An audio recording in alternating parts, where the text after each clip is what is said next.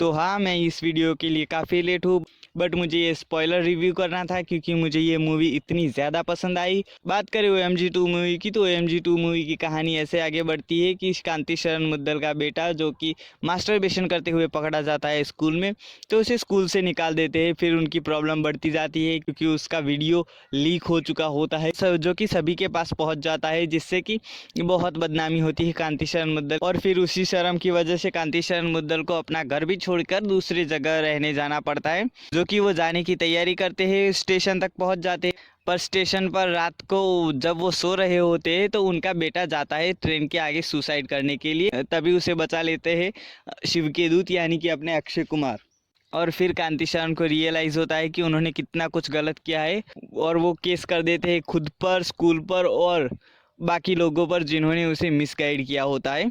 और फिल्म के टॉपिक के बारे में बात करें तो टॉपिक बहुत ही ज़्यादा सेंसिटिव है, मास्टरबेशन। अगर आप अभी YouTube पर भी सर्च मारोगे तो आपको 50% ऐसे वीडियोस मिलेंगे जिसमें कोई डॉक्टर नहीं है, जिसमें कोई भी जानकारी वाला इंसान नहीं है, फिर भी उस पर मिलियन व्यूज़ है और उसमें वो गलत नॉलेज प्रोवाइड कर रहे हैं, जिसमें वो ये कह रहे हैं कि 30 दिन तक आप बंद कर दो या साल भर के बंद कर दो तो आपके शरीर तंदुरुस्त हो जाएगा, आप बॉडी बिल्डर हो जाओगे। तो वैसा कुछ भी नहीं होता है, फिर भी उन पर मिलियंस व्यूज़ है। तो ये रियल लाइफ सिचुएशन दिखाता है कि टीनेजर्स कितनी बड़ी मिसगाइडेंस का शिकार हुए आजकल देश में।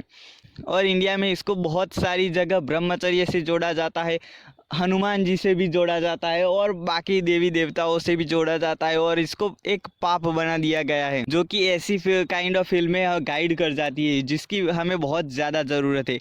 OMG पार्ट 1 भी आया था, तब भी उसने बात की थी अंधश्रद्धा के बारे में, जो कि बहुत ही अच्छा टॉपिक था। उस फिल्म को रिलीज़ हुए कई साल हो चुके हैं, फिर भी पब्लिक अभी भी अंधश्रद्धा में डूबी हुई है।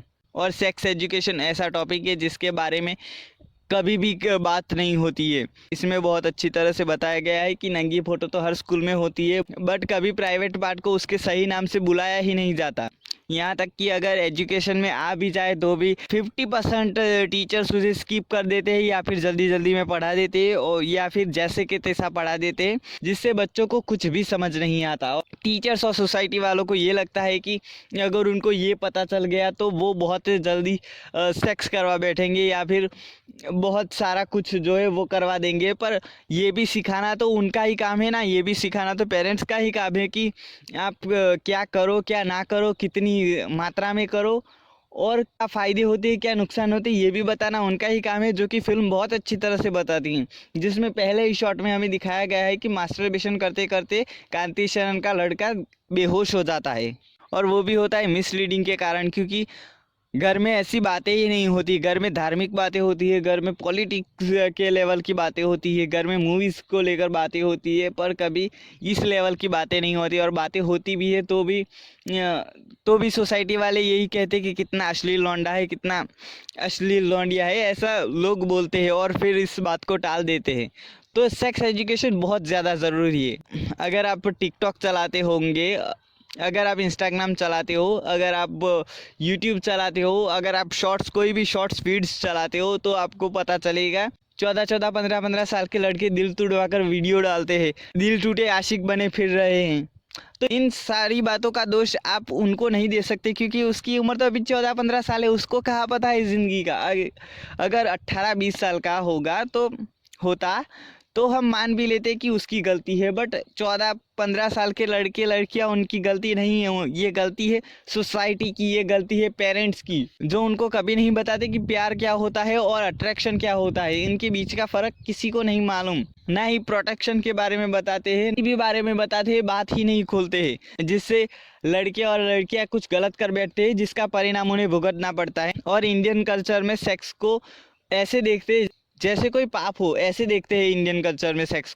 तो वाकई सेक्स क्या पाप है? क्योंकि सेक्स से ही तो सृष्टि का निर्माण हुआ है, क्योंकि ओरिजिन में पिक्चर में हमें दिखाया गया है और सुनाया भी गया है कि सेक्स से ही सृष्टि का निर्माण होता है। हर कोई पंछी, हर इंसान, हर कोई पक्षी, हर कोई जानवर भी सेक्स करते हैं, जिससे ही ये दुनिया चलती है, नहीं तो ये दुनिया चल ही नहीं सकती है।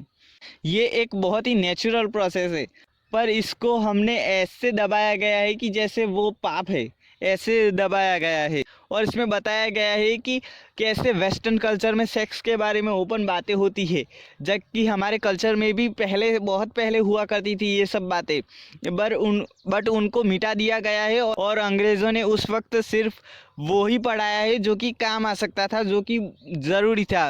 और सेक्स उस टाइम पर इतना ज़्यादा ज़रूरी नहीं था, तो वो डाला ही नहीं गया। तो अब और हमारा इंडियन कल्चर और इंडियन सोसाइटी और इंडियन एजुकेशन अभी भी नहीं डाल रहा है, अभी भी सिर्फ गिनी चुनी मात्रा में ही सेक्स एजुकेशन डाल रहा है। और वो भी टीचरों को स्ट्रिक्ट नहीं है कि ये पढ़ाओ ही पढ़ाओ, क्योंकि 80% टीचर्स इस टॉपिक को स्किप कर देते हैं। जो कि ये हालत है हमारी एजुकेशन सिस्टम की, जो कि इस फिल्म में बहुत अच्छी तरह से बताया गया है। तो बाकी फिल्म में ये सब दिखाया गया है। और ऐसा नहीं है कि पब्लिक जाग नहीं रही है, पर पब्लिक के साथ साथ इंडियन एजुकेशन को भी जागना पड़ेगा, क्योंकि जब जब थिएटर में ऐसे ऐसे सीन्स आते हैं तो पब्लिक ने तालियां बजाई है। थिएटर में से निकलते वक्त एक गर्व की फीलिंग होती है कि इंडिया में ऐसी फिल्में भी बनती है।